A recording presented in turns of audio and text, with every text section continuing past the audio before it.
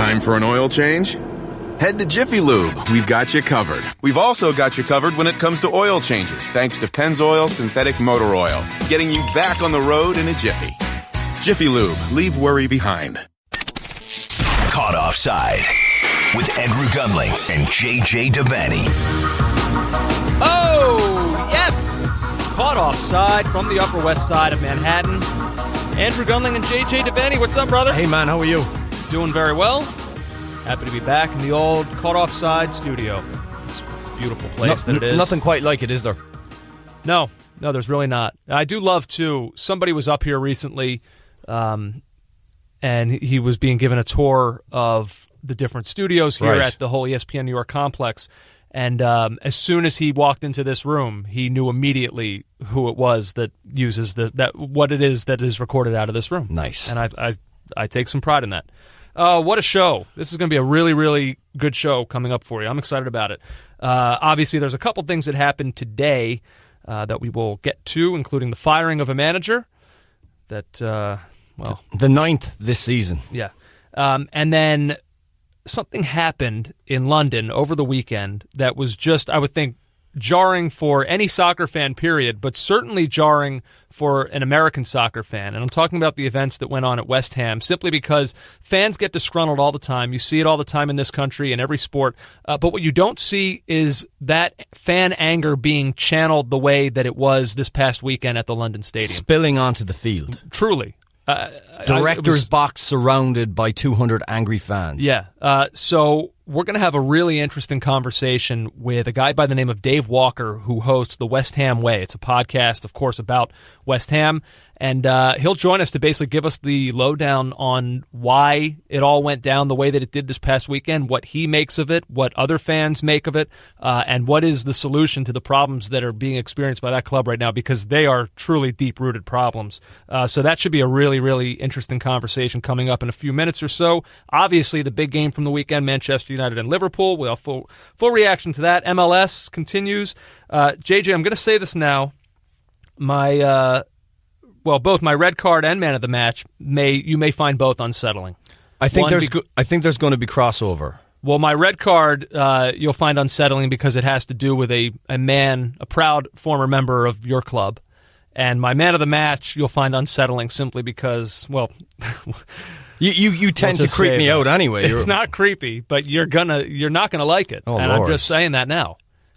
Yeah. Now you have this nervous feeling that's just going to sit with you. Tread carefully, my friend. What are you going to do? What, am I supposed to be afraid? Is that a threat? I'm going to surround your owner's box and pelt you with coins. Let's start quickly now with some of the events of today. No surprise as Manchester City defeat Stoke City 2-0. David Silva, the goal scorer, they extend their points lead back to 16.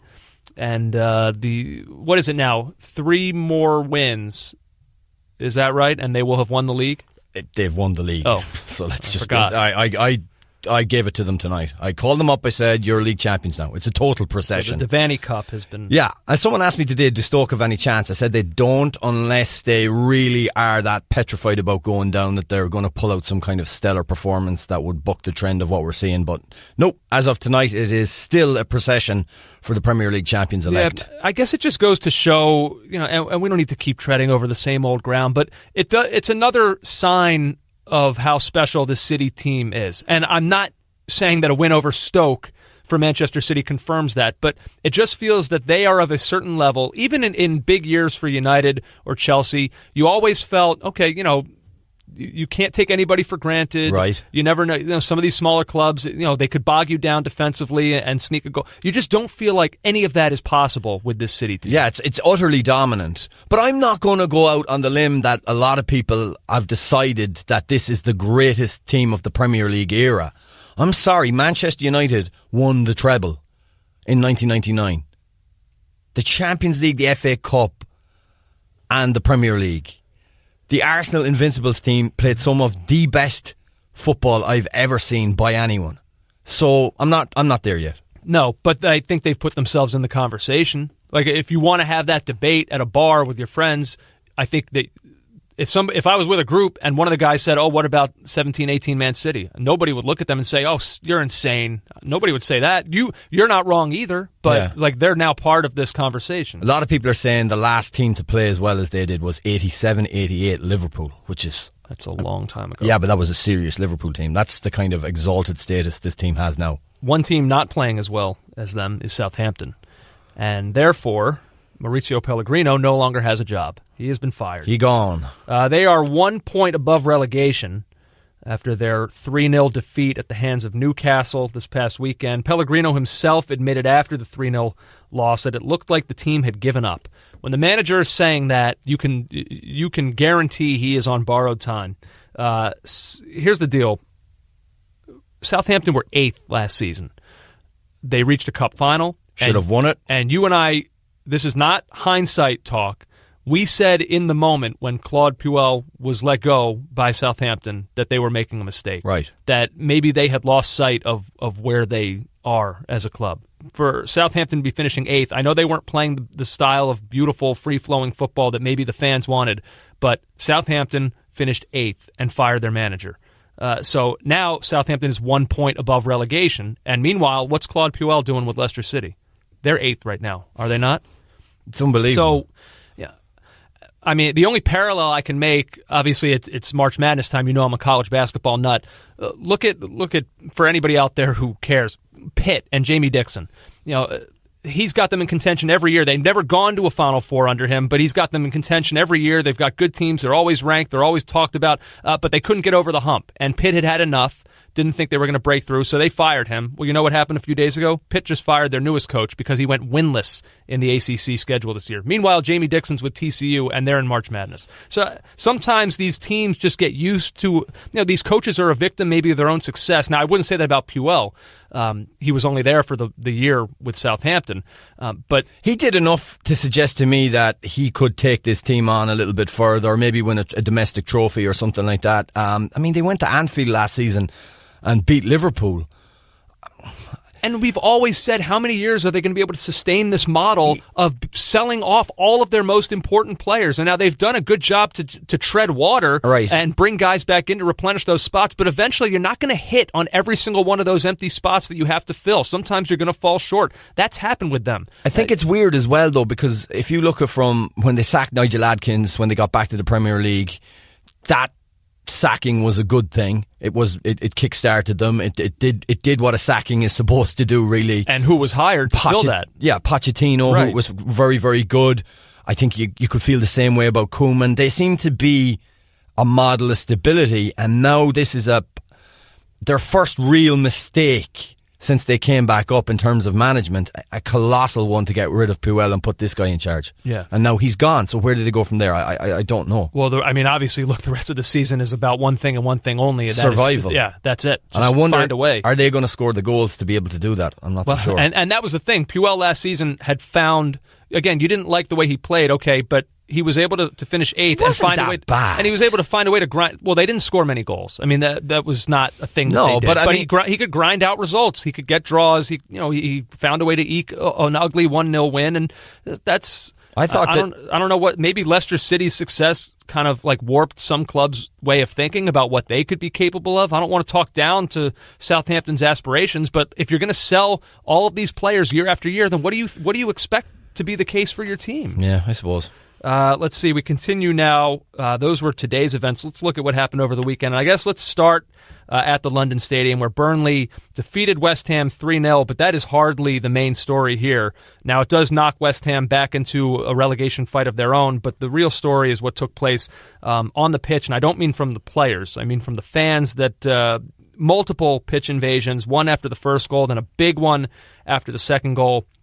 It is a really ugly scene right now between the club, ownership, fan base, division among all three of them. So we figured it'd be a good idea to have somebody on who can truly educate us and everybody, all you guys who are listening right now, as to what is at the heart of this problem. So who better to talk to? Dave Walker, host of the West Ham Way podcast, kind enough to join us now to get more into this subject here. Dave, what's up, man? How are you? I'm very well, thank you, lads. Very well. Thanks for having me on. I appreciate that. No, of course. I mean, the images were just so powerful. You know, JJ and I talk all the time on this show about how we are not ex-players. We're not, we are essentially fans ourselves. So these, when we see something like this, a fan-based issue, it just kind of, rings a certain note with us. So we wanted to talk to you to get a little more insight on what it is that went on. I guess the basic starting point here, can you explain to us and listeners of this podcast some of what's gone on in recent days that caused this match in particular to turn into such a flashpoint for the fan base? Yeah, I mean, firstly, I've got to say that this is a heartbreaking time to be a West Ham fan. West Ham fans are very, very, very passionate about our football club, very passionate. And this particular issue has actually been brewing for a long time now. And what you saw on Saturday was a number of fans reaching boiling point. So do you guys and your listeners know the history behind the problems with the board that the fans have at West Ham? Or shall I kind of put it in a nutshell for you? If you could put it in a nutshell, that'd be great. Yeah, okay, perfect. So, let's start with the bowling ground. Okay, so that was a very, very special place to West Ham fans, and the only way that we were going to give that up and support the move to London Stadium is if the move would take us to the next level as a football club. So I'm 34 years of age, and I've never seen us win a major trophy. So I, for one, back the move. There are also a number of points in relation to the stadium move and other areas which has caused friction, okay? So the first one, and I'm just plucking these examples. So the first one, Karen Brady, for example, told us that we were leaving Upton Park to move to a world-class stadium with world-class players. People would dispute both of those statements, and fairly so. The distance between the pitch and the seats would be the same at the new stadium as it would be at the bowling ground. It isn't, and that's my biggest gripe with the stadium. At one point, it was said that the badge that had the castle on it is a representation of our history, and that would never change. It has, and people don't like it. They said that the athletics would never interfere with our fixtures in the new stadium, and they have. I mean, we had to play our first 4 games of the season away from home because of it, and psychologically going into a season you want to try and play at home as soon as possible. We had to play 4 away, which really kind of hindered our start to the season. And I think arguably the biggest issue that fans have, myself included, is that the board are just not spending the money to match the ambition that we bought into. The cherry on the cake is that we had a terrible transfer window in January, and now we genuinely face relegation this season, which would be a disaster for West Ham. Now that all kind of collectively leads fans to become very unhappy. And in terms of the significance behind Saturday, there was an action group created by some West Ham fans on Facebook that was designed to have dialogue with the club and negotiate certain changes to improve a variety of different areas. And in about 3 months, I think this group accumulated 17,000 followers. And surprisingly, after what I thought had been some productive discussions with the club, they decided to organise a march against the board. And that march was scheduled for the 10th of March, which was the Burnley game. Now, it's a very long and political story, but a week before the march, the action group leaders cancelled it. So this left a lot of people unhappy, and a large section of the followers decided to march anyway, away from those leaders and kind of take it into their own hands, if you like. But from what I understand, that march was interrupted by the fact that the police refused their renewed application to march, so an official march couldn't take place. But as you saw, there were fans inside the stadium who, no doubt would have been on that march, decided to protest in their own way, which is where you saw the pitch invasions, ball chanting and coin throwing. I am also a big believer in it's a results-based business. That these issues with the board have always been there, they'll probably always will be there, but would we have seen on Saturday what we saw if we were sitting 5th in the league? I don't think we would do. So the fact that results ain't going our way at the moment doesn't help things. Now, I don't want this to be the focus of the conversation, but there was an interesting piece from Miguel Delaney last week in The Independent prior to what happened at the weekend, where he wrote that hooligans from the notorious Intercity firm have sat down with Vice Chairman Karen Brady in recent weeks and have since threatened other fans planning on marching against the board.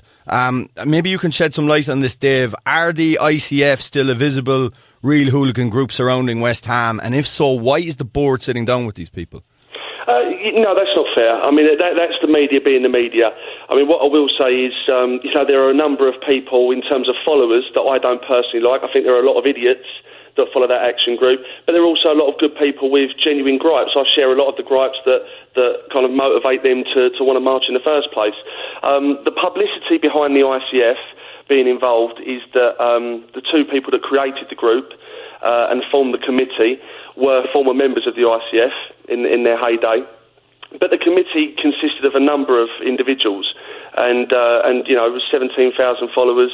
A hell of a lot of them, most of them, if not maybe all of them, had nothing to do with the ICF. So we're talking about, you know, in the grand scheme of things, probably 2 or 3 people out of a very large chunk of people that were associated with that movement at the time. So, you know, to say the board are kind of negotiating with the ICF, it doesn't really matter who they were associated with, to be honest with you, because they gathered such a big momentum and carried such a big collective voice with the amount of followers that they had.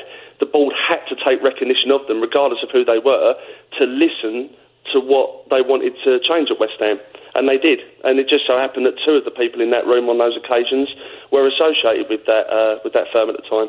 Dave, I'm curious, and you've kind of hinted at this a little bit, but are the fans in lockstep with one another on all of these issues, or are there splits within the fan base as to what some of the gripes are and what some of the solutions would be?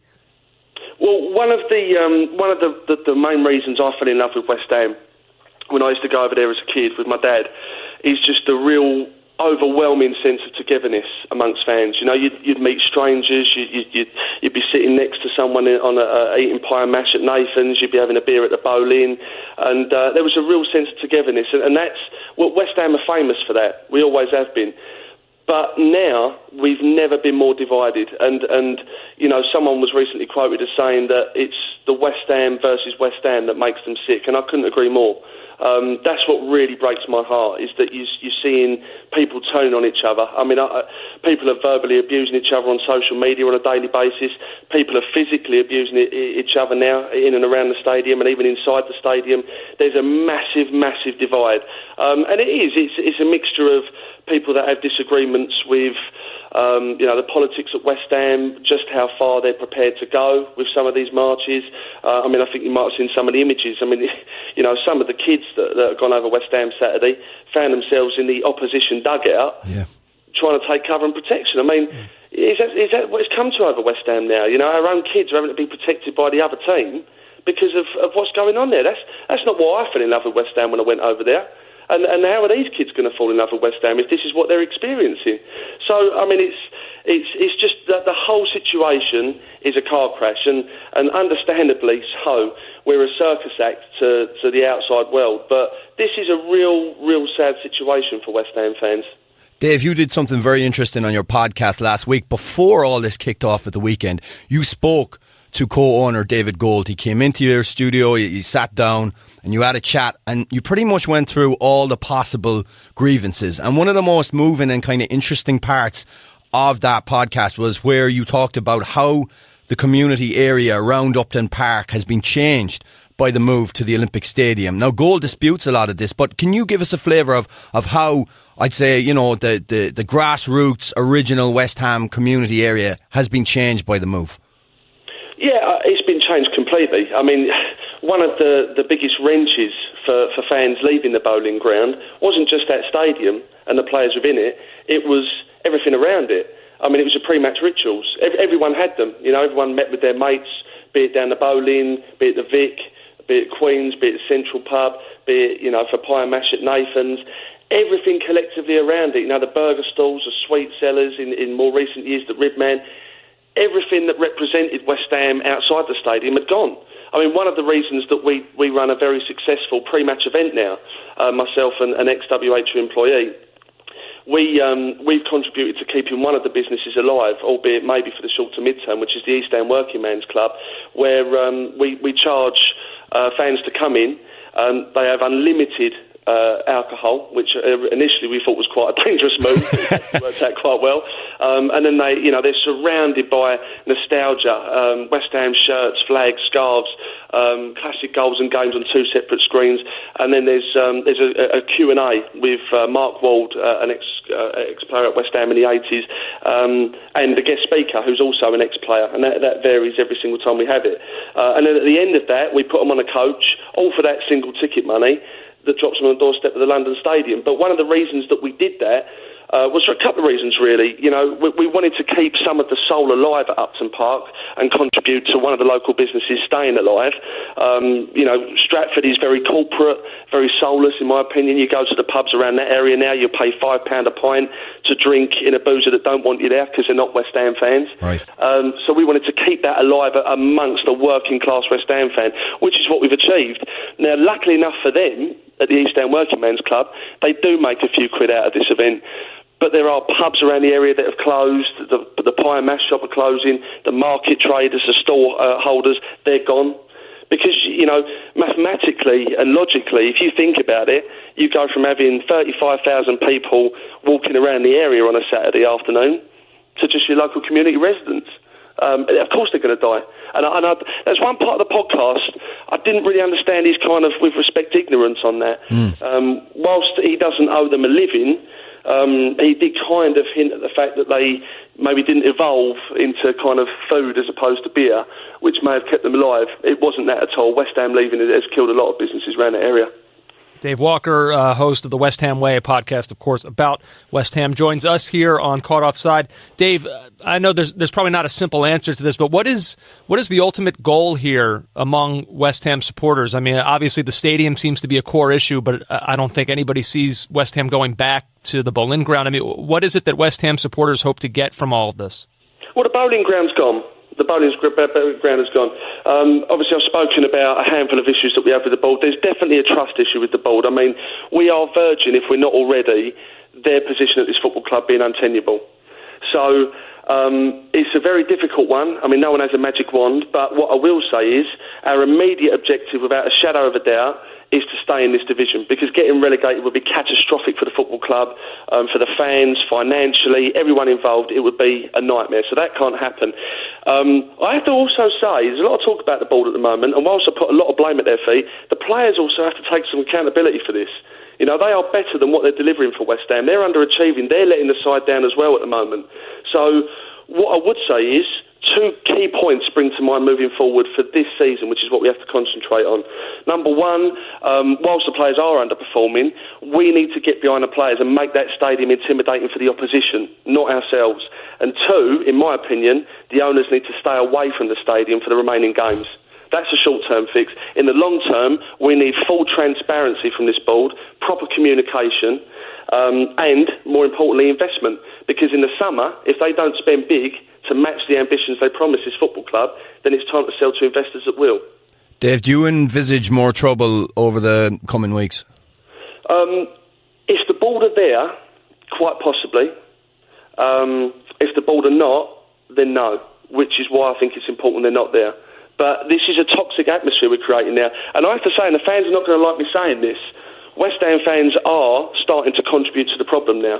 You know, we're all to blame for this. Forget about who's to blame more than others. The board are to blame, the manager's to blame, the players are to blame. And that on Saturday against Burnley, I mean, you know, we were still in that game. Right. And the players, you could see they couldn't recover from that. Two key players have come out publicly and hinted in their quotes that they feel nervous now. They feel nervous about the reaction of going a goal down now. You know, that they're lacking confidence, self-belief. I know for a fact that a lot of the foreign players, this has hit them like a thunderbolt. They've never seen anything like it. So what's their psyche going into the game now? And not forgetting, that kind of action and activity from the fans, that could have got us a points deduction. And those points could have got us relegated this season. Maybe that could still be the case. So collectively, as a fan base, we've got to get behind these players, first and foremost. 90 minutes, if we don't get the result, boo to your heart's content. But for those 90 minutes, we've got to back the boys, and then we'll deal with the board next season. Dave, it's a pretty fascinating and I guess you would say troubling situation right now, and it doesn't seem like the end is quite in sight. We'll continue to monitor this, and I'm sure as things change, maybe we'll speak with you again. Thanks so much for joining us tonight. No, pleasure's all mine, chaps. Thanks for having me on. Our thanks to Dave Walker, West Ham Way podcast. If you're interested in more on this subject, I would highly recommend giving that a listen, whether you're a West Ham fan or not. If you're a fan of the sport, the scenes that you saw there were pretty jarring. Yeah, and these guys have the finger on the pulse. They are the local lads that go watch their team, and they're very good. I listened to their podcast with Dave Gold. It was excellent. He referenced near the end of that interview some of the way players responded to what went down. Mark Noble is like, he's Mr. West Ham, essentially. Here's what he said when he was asked about that. the 1-0 lead quickly became 2-0. It's easy to jump to the conclusion that what happened after the first goal affected the players' concentration. Do you think there is anything in that? Yeah, I'm not going to lie to you. The atmosphere was horrible. Obviously, we've had fans run on the pitch, and we know, to be honest, we know a lot of it ain't aimed at the players. It's other reasons, but we've got to be men enough to be able to play in that atmosphere. It's hard, don't get me wrong, especially when you've got 50, 60,000 here, and a big percentage of them are not happy with how the club is. So the players out there take the brunt of it. Noble continues here. He was saying that it may not be good to be playing at home right now. You're in a real relegation scrap at the moment, Mark, as you well know. You've got 8 games left. 5 of those are at home. Now, normally you'd say, well, that's an advantage, but is it a disadvantage? Well, do you know what I'm really hoping? I'm really hoping that the fans today have got a lot off their chest, hopefully. That, listen, they're a true, honest, passionate bunch of people. I know that I've played in front of them for 15 years or whatever. So I'm hoping today that they've had that outburst, hopefully, because all that matters really is staying in the Premier League for us. I'm pretty sure it does for the supporters as well. And if they can help us just get over the line, stay in this league, and then maybe we can try and sort it out in the summer. Do you know how hard it must be to be the face of a club during a time like this? Because he is, and you can tell, JJ, when he's answering those questions, he is thinking about every word he says, because he doesn't want to make his bosses angry who pay his salary, but he doesn't want to make this fan base angry that just showed the power that they can wield when they want to. I mean Mark Noble, if I made a list of like the people in the toughest spots right now, he's among the top few, I would say. And I would say as well, being a local and being a West Ham fan through and through, as well as the captain and leader of the team, he is the fans' emissary on the field, and in many respects, in a spiritual respect, and he's there tackling one of his own. That must have been an incredibly strange, jarring, otherworldly experience for him, and he looked shook after it. Genuinely looked shook, and he was very thoughtful in the answers he gave there. But this is unprecedented. West Ham, I hope Dave doesn't mind and all the West Ham listeners we've got, but West Ham have been a basket case club for many years, a yo-yo club for a long period of time as well. And to see Noble so upset, a West Ham guy, to see Sir Trevor Brooking in the stands, and you're just looking round him wondering what is going on here. It's very sad. Yeah, I go back and forth on this a little bit because you all know I'm hardly a West Ham supporter. No. But, part of me, I feel like, I almost feel bad for them because I feel like, for whatever reason, their identity was so clearly aligned with that stadium in which they played. And, you could tell on that final night against Manchester United in that last game there, everybody in that place was truly sad to be leaving and going to this new stadium. And I really feel like the fans believe that their identity was stripped from them. I feel bad that they feel that way. However, there's more to being a supporter of a football club than the walls in which you play. I think that they've got to dig deep right now and find that. And just remember, there's a young generation of fans here that won't really know Upton Park, that this is now their future. And so these older fans that just are carrying on this way, I feel like are kind of spoiling a lot of that for a fan base that's trying to maybe move on. I think you're underplaying the importance of community there, Andrew. Look, but that's community is more than just a building. I think they should have refurbished the ground like the way many other teams do. I know it would have been costly and expensive. And David Gold actually said to Dave Edwards on the podcast, and I'm just going to quote him directly here, I couldn't make a case for staying if we wanted to change, if we wanted to challenge. That was the whole idea, that they would go, they would get the revenue and they would challenge. They're 80 million in debt. The debt still hasn't been paid down. I don't know why it hasn't. There's no proper explanation coming out for that. Right. And they're nowhere near challenging. In fact, they're closer to the championship than they are the top four. I just think they were sold As the banner said, they were sold a dream and it's turned out a nightmare. Well, it's going to be really hard for them to turn around. This is their second year in the London Stadium. Yeah, they're there 18 months. But these are intractable problems with the stadium. You're not going to become a Champions League contender overnight. They were in the first season under Slaven Bilic for a long period of that season. They were in the upper sides of it, and they were playing at the Boleyn Ground. Yeah, I suppose that's true. But ultimately, you're at the mercy of players and the decisions on where they want to play. And West Ham right now is not a destination for marquee talent. They're going to have to recruit. But they were told again. The fans were told they wouldn't be in the hunt for the $25-35 million player. They'd be in the hunt for the 80, the 75. The 60 or whatever, the upper, whatever the next echelon is. I don't even know anymore what the next one up is. Probably 50 and above. Yeah, right. But you know the point, and that's not happened either. No, it hasn't. It's a weird time there. So our thanks to Dave Walker from the West Ham Way for filling us in. We continue now to some relatively normal action compared to that. Manchester United defeat Liverpool 2-1. Yep. Let's just move on. Wow. No. No regard for, Gotta face up for our to listeners. Yeah, this was kind of billed as offense versus defense. Liverpool's freewheeling style and Manchester United's park the bus style, to break it down to its most base form. Yeah, that really is a bit basic. Did it live up to that? Not really. Not for me. I think it lived up to vintage Mourinho blueprint of how he wants to play. Is there a better manager in the world for stopping the opposition, for figuring out their flaws and stopping the opposition? Like it was a Mourinho masterclass.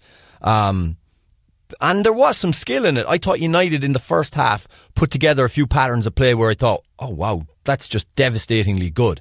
Now, it wasn't extended for the whole game. And ultimately, how did they score their two goals? The two goals were route one, but we saw that this season against Spurs. Tottenham.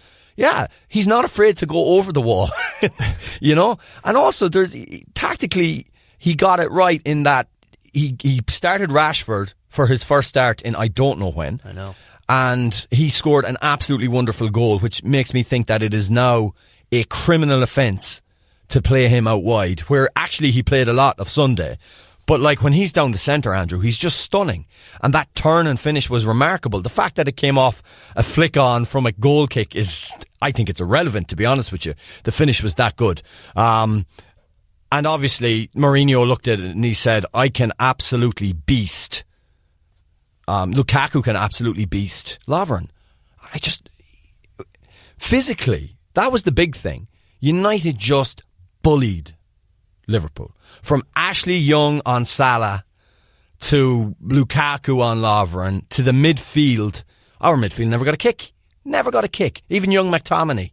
Fantastic performances.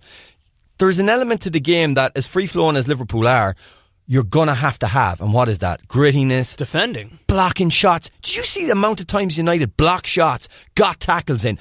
Andrew, they won I'd love to see the stats.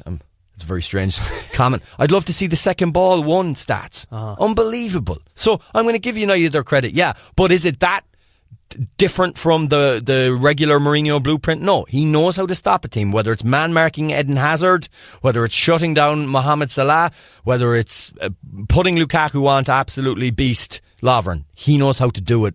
And again, Mourinho has the last laugh on a team that was coming in red hot. Yeah, it's funny you say that because, like you say, Liverpool are coming in red hot. You would think any result over them would be one full of praise for Manchester United, but not so. This was from the Sunday Supplement from Jeremy Cross of the Daily Star, who's one of their chief sports writers. And he said this about United.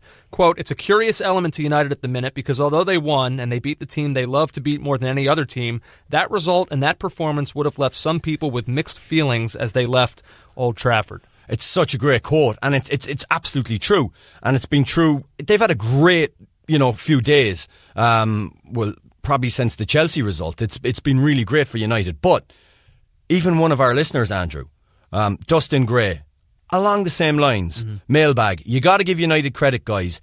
They're going to house themselves to a second place and might even go past this round of the Champions League. The question is this more success for the fans or for ownership? We're in second, but 13 points behind. It's a pretty good distillation. Maybe it's not totally on the, it's not just about being 13 points behind. He's kind of talking about the style of play. And so you asked the question, is this a long-term strategy for United? And I would say no. I don't think so either. I don't want to put words in their mouths or thoughts in their heads, but I don't know. When this season ends, let's just say the status quo remains. And United they continue to play this way. They do finish second. Maybe they get through this round of the Champions League, but go out in the next round. Let's just kind of say that nothing crazy happens between now and the end of the season. I don't think United fans will look back on this year with much fondness. No, I wouldn't think so either. I mean, their nearest and dearest are whatever happened at the weekend, playing the brand of football, the kind of swashbuckling brand of football that they became accustomed to for a few years under Sir Alex Ferguson. So it's a weird existential. Look, you've got what you knew you'd get with Mourinho. You already have trophies from last season, but now you've got this weird situation where the team down the road are so much better than you, running away with the league.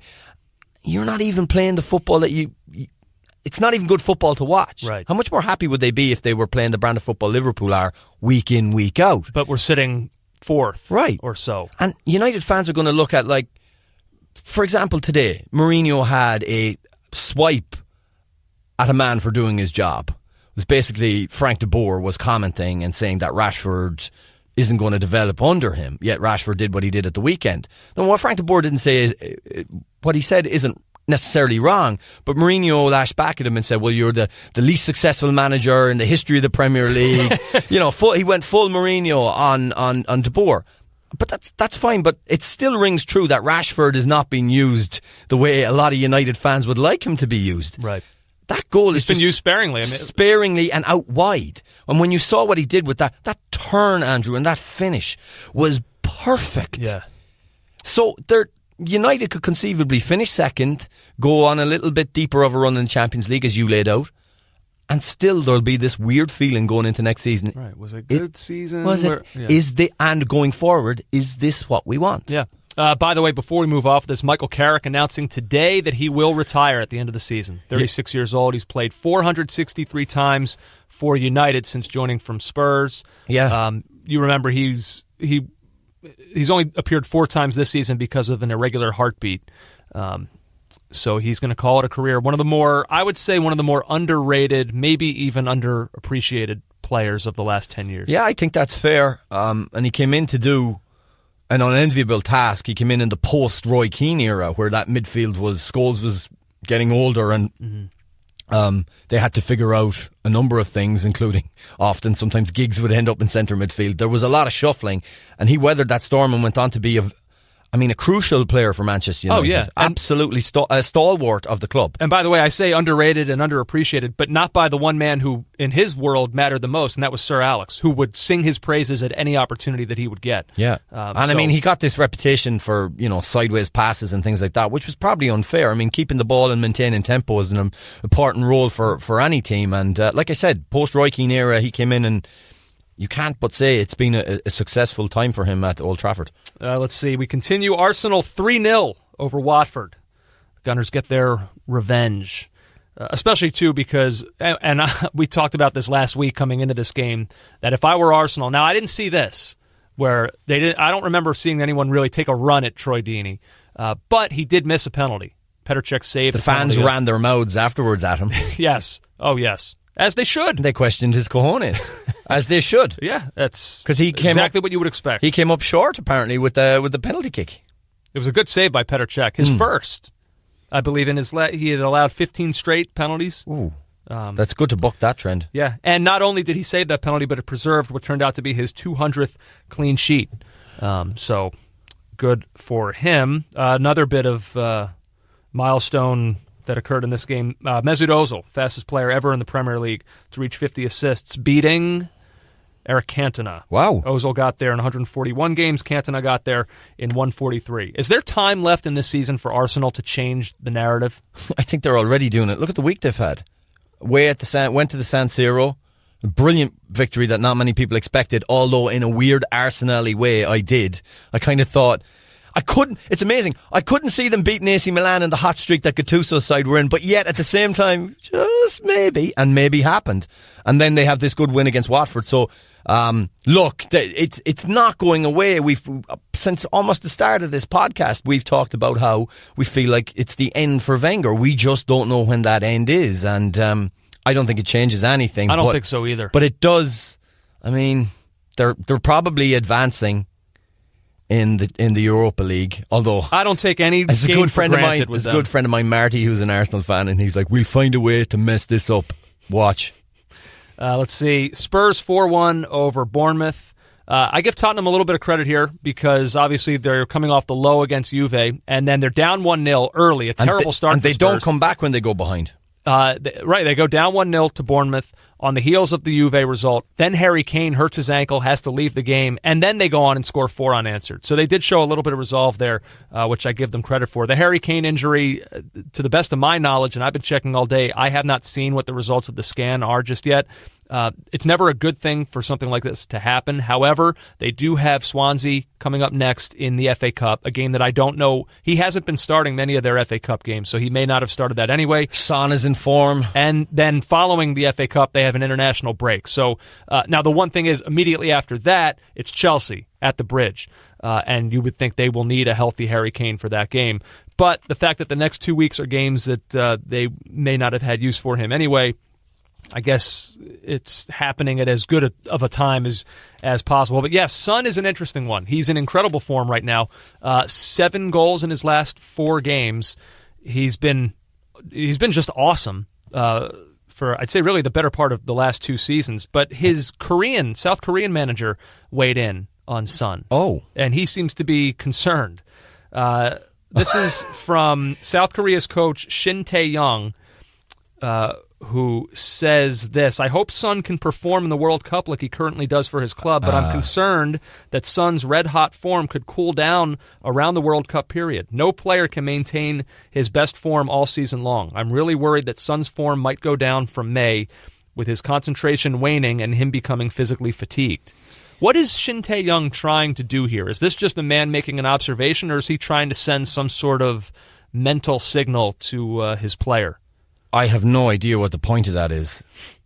You want your players in good form. It'd be far more concerning if he was sat on the bench not getting time.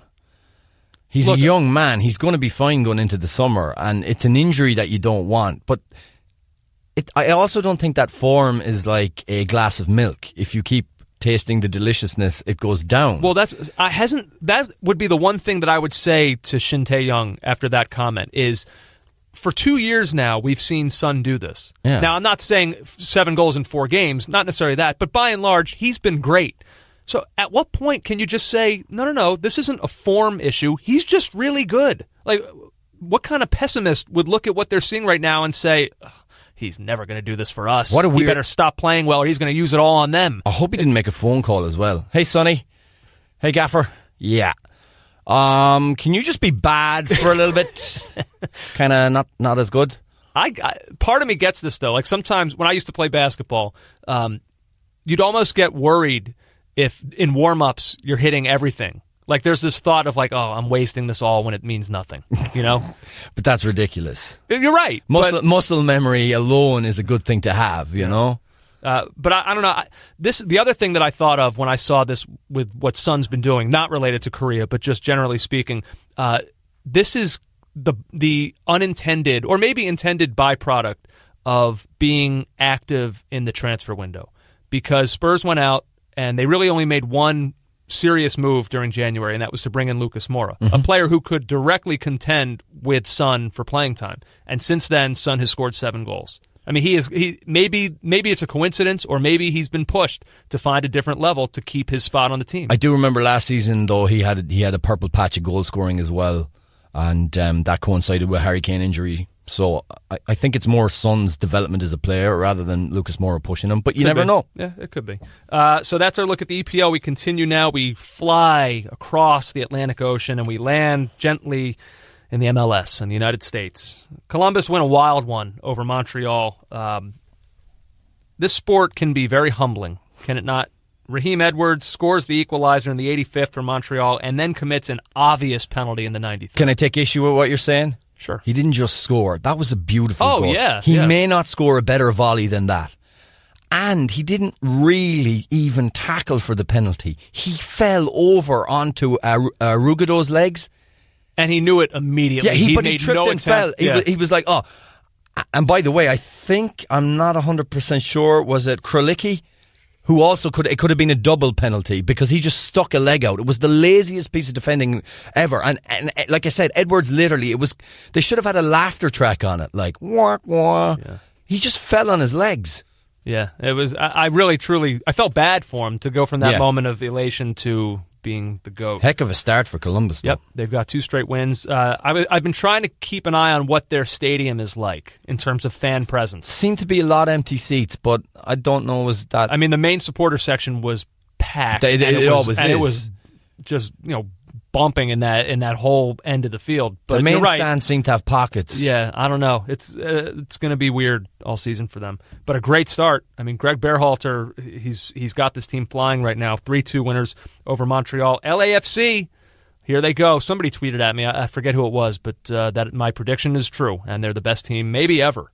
Well, they were very good at the weekend, and your preseason analysis of their talent up front was so good, Andrew. I have to give you props. But that's the worst defending performance in MLS I've seen in a long time. Oh, my God. And Mike Petke did his usual mea culpa. I was embarrassed. I apologise. He always does this. I apologise to the owners. I apologise to our fans. I didn't do a good enough of a job. He goes through the whole mea culpa thing. But I'm telling you, he will not be long for that job with many more performances like that. 5-1 was the final there, and LAFC looking like one of the early stories of the season. I mean, it was really good. Yeah. Arena was really good. Obviously, Rossi has just been amazing. And on one of the goals, we had some rather interesting commentary too. The ball to Ureña, on the turn Ureña. He has Rossi. He'll play him. Rossi to the right. Blessing, it's in! What a golazo!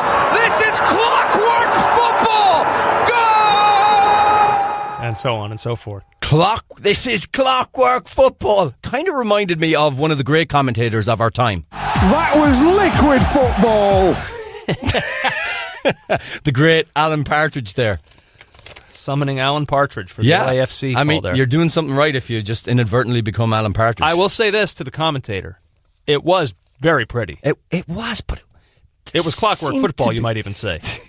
There seemed to be 7 RSL defenders just like standing around. Yeah. There was a lot of standing around. So much standing. JJ, before the season, somebody in our big MLS mailbag asked what our elevator pitch would be to somebody who wants to go see a game. Yeah. This past weekend, I said that one of my answers would be, you're going to see goals. Right. This league does goals really, really and well. often. We just said the 3-2 Columbus game where there were 2 goals scored in the final 8 minutes. You've got 5-1 from an expansion team against Real Salt Lake. After going 1-0 down away. And then how about this last one? Sporting Kansas City stunned the Chicago Fire 4-3 thanks to 2 late goals. Now here's a couple things on this one that make it so interesting to me. First of all, look at Sporting Kansas City. What were they good at last year? Defending. What were they terrible at last year? Scoring goals. So naturally they win 4-3 in a game, giving up a ton of goals and then scoring. You don't know what's going to happen week to week, season to season. Now, even on top of that, did you know this was the first time in Sporting Kansas City's history that they overturned a deficit in the final 10 minutes to win? I think they went 3-2 down on the 81st. They were away from home, and I'm like, that's it, done. And somehow they dig out 2 goals. It's incredible. Yep. Utterly, that game was crazy too. And this is a team trying to kind of remake themselves a little bit on the fly. Obviously, they're starting the season without Dom Dwyer. They had a chance to adjust to that at the second half of last season, but nevertheless, Benny Feilhaber's gone. Latif Blessing gone with Feilhaber to LAFC. It's a different team than what Peter Vermees teams of years past were, and maybe you're starting to see that 4 goals from Sporting KC. You didn't see that very often last year. No, Nikolic and Schweinsteiger had man of the match performances, and yet they still lose. I don't like to do this because I am by no means a picture of fitness or health. I know where you're going. Let's discuss. JJ, I'll tell you, he's been looking after himself. Schweinsteiger is enjoying his time in the U.S. He looked big. He looked big. He does not look fit. But he still was really good, though. He actually played better than when he was fit last season. So I'm glad you agree, because I felt bad when I saw it. I was like, he made me feel great about myself. Okay, so you saw it too. I mean, he bundled his way past for the goal where he stands it up with the cross. It was really, a great move. Really good turn, but as he moved, it was like... That was when I really saw it too. He was more like a running back than a... Well, so there, it's out there now. By the way, one other note on this. Props to Matt Beasler. You know what he did in this game? Became the third player in Sporting Kansas City history to log 20,000 minutes for the club. Hashtag the Congrats bees. to him. What to watch for? Champions League second legs. Tuesday, 3:45, Roma and Shakhtar Donetsk entering this with, I guess you'd say, a bit of a surprising 2-1 advantage. Roma will look to turn that one around. It is in Rome. Also, 3:45. You get confused now because the daylight savings. We're in that little period where it's only 4 hours. It's kind of nice. 4 hours behind. Manchester United and Sevilla. It's 0-0 going back to Old Trafford. This is going to be this is going to be a very tense one with not having the luxury of that away goal. One goal from Sevilla. Do United have it in them to get a couple past the Spanish side? I mean, the talent is there, and I believe Pogba will. I think they are going to say that he's fit for this, or no? I'm not sure. But is it necessary to have him?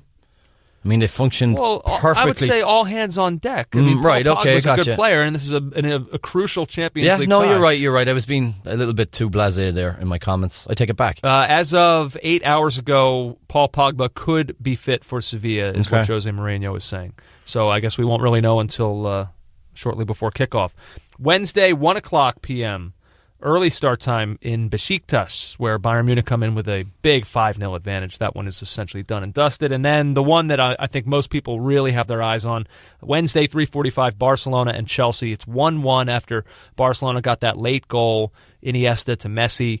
And now here we come, back to Stamford Bridge. No Iniesta this time around. Hamstring. Yeah. What do you think? I think Barca are going to, because of the away goal at Stamford Bridge, I think that's going to be crucial to them. I think they're going to go through. I think there's too many problems up front for Chelsea. Mainly who even is going to be up front for Chelsea. So it's going to be, it's obviously one of the fascinating ties of this week, and I'm just going to go with Barcelona this time. I am too. I think it at least becomes a little bit more interesting because Chelsea do have to score. Whereas it seemed like last time around Antonio Conte was content to just sit back, see if he could catch him on the break. Right, but this time around they are going to have to be a little more on the front foot. If we're talking about the false nine being successful, the one time it was at Stamford Bridge that night, albeit with the giving away of that goal. Well, since then, Eden Hazard has been heard from, and he doesn't want to do it. So, we'll see. CONCACAF Champions League second legs, Tuesday night, 9 o'clock p.m. The Red Bulls will look to see it out over Tijuana with that 2-0 advantage. Remember, though, it's a little deceiving in that Tijuana did play really well, I thought, in that first leg. They gave up a goal early, they gave up one late, and Luis Robles did a lot in between. And also the weather factor. We are supposed to have a nor'easter blowing in. Yeah. And again, let me delve into my cliche and stereotype bag and pull out maybe that Tijuana players mightn't fancy the cold northeast. Could be. Let's see. Tuesday, 11 o'clock, late night, Eastern Time, Tigres and Toronto FC. This is probably the highlight fixture from this. Oh, yeah. You're all over this one. You're petrified by the thought of Toronto going out. I mean, this Toronto with the 2-1 advantage right now, thanks to that late goal that they got from Jonathan Osorio in the first leg. Huge opportunity here as Toronto FC viewed by many to be MLS's best chance to win this competition. They've got very tough competition in front of them in Tigres. Wednesday, 9 o'clock, Toro FC trailing America 4-0. And then Wednesday, the late one, 11 o'clock p.m., the Seattle Sounders with a 1-0 lead going back to Guadalajara as Dempsey and company will try to see that one through as well. So all this talk about MLS clubs struggling, and here we are. We've got 3 taking leads into the second leg against Mexican sides. We need a good percentage, 2 or possibly all 3, to get it done so we can feel good about this. Yep, here we go.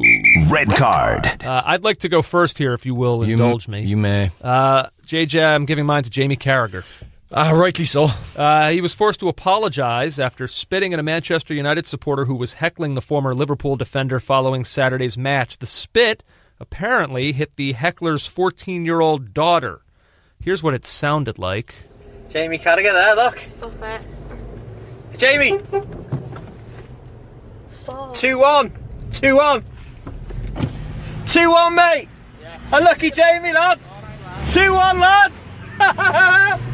You spat on me. Oh. Don't. Oh. What? Jamie Carragher spat on my daughter. Nice. Nice. Very nice, Jamie Carragher. Yeah, I mean, there's two pretty immature adults involved in this whole thing, and the maturity of the 14-year-old should telling her dad to stop. Yeah, right. And that's the thing here. I'm not condoning what this United fan did, heckling a former player while you're driving with your 14-year-old daughter, imploring you to please stop. It's honestly, it's just weird. Like, that's a weird thing for an adult to do. Yeah. But Carragher gets the red because his reaction was just so unnecessary. Yeah, it was over the top. And in fairness, the father didn't swear or didn't curse. He just said, 2-1, lad. As far as heckling goes, like, again, it was weird to do that when your daughter's telling you to stop and you're driving your car. But it was hardly vile heckling or anything like that. It was pretty mild-mannered. The reason I say it was so unnecessary, what you can maybe tell from the clip but you don't see, they're both in their respective cars. So if Jamie Carragher was a captive audience, I might have understood it. Like, if he was seated next to this guy on an airplane, right? You can't go anywhere. You're just hearing it. Even then, like, just don't gob on him. Right, but I would almost get showing some sort of frustration because there's nothing you can do to escape it. But Carragher was in his car. He went out of his way to confront the guy. He rolled his window down. What are you thinking? Leave your window up. Drive away. That's it. Situation dissolved. Yeah, don't do something as disgusting as now, that. Really, really poor from him. Fair play to him, though. He did call the man and his daughter to apologize. But wow, what an incredibly avoidable controversy that he found himself in. He's been suspended by Sky, which is, I mean, you wonder which way that's going to go. Yeah. What do you got? Red card. The Greek Super League. It's from the BBC. Yeah. The Greek Super League has been indefinitely suspended after Salonik's president invaded the pitch with a gun during a match on Sunday. Ivan Savides, who had a gun in his hip holster, tried to confront the referee after his side had a late goal ruled out for offside against AEK Athens. AEK's players left the pitch, concerned for their safety, and did not return. The match was officially abandoned 2 hours later, and local police are seeking Savides to arrest him. Deputy Sports Minister Georgios Vassiliadis announced the abandonment of all top-flight matches on Monday after a meeting with the Prime Minister Alexis Tsipras. It won't start again unless there is a clear framework agreed by all to move forward with conditions and rules, he added. Framework. Don't charge onto the field with a gun. I don't know what the concealed carry situation is in Greece, but the football field is no place for a gun. I don't even know what to say. There's I saw nothing, that story. It's so bizarre. I mean, to even moralise or, commentate on it seems daft. I'm just putting it out there. Yeah. The weirdest thing in the world happened. Caught Offside's man of the match. Oh, God. Here we go. Oh, really? Oh, JJ. I give my man of the match to Roger Bennett. That's right, JJ, the co-host of the Men in Blazers podcast. The which? The Men in Blazers podcast. Not familiar. Is it I give him my man of the match about men's fashion? Because I saw this tweet from him last week. Quote, I passed my American citizenship test this afternoon. For a gent that grew up in Liverpool, obsessed with Fantasy Island, The Love Boat, Heart to Heart, Super Bowl 20 Chicago Bears, Molly Ringwald, Ferris Bueller, Public Enemy, and Stevie Ray Vaughan, it was a pretty big deal. Now, look, I know your stance. I don't have a stance. That everyone has room for just one podcast in their life. Oh, I mean, we're the one-stop shop for all your soccer needs. So clearly. I know you're probably ready to unplug my microphone for having done this. I'm a proponent. I know how you are. Just like Roger, who has signed up to the mores and ethics of this great country, I too believe that the First Amendment is important. So I won't be unplugging you. But that's the only reason, because of the First Amendment. Inside right now, you're seething. I can see it, because JJ believes that if all of you out there listening to this podcast, this needs to be the only soccer podcast in your queue. That's what JJ. That's how. Now I am inclusive. I listen to a bunch. So do you. So who are you to stand on your moral high ground? Anyway, I never listened to the gentleman with jackets.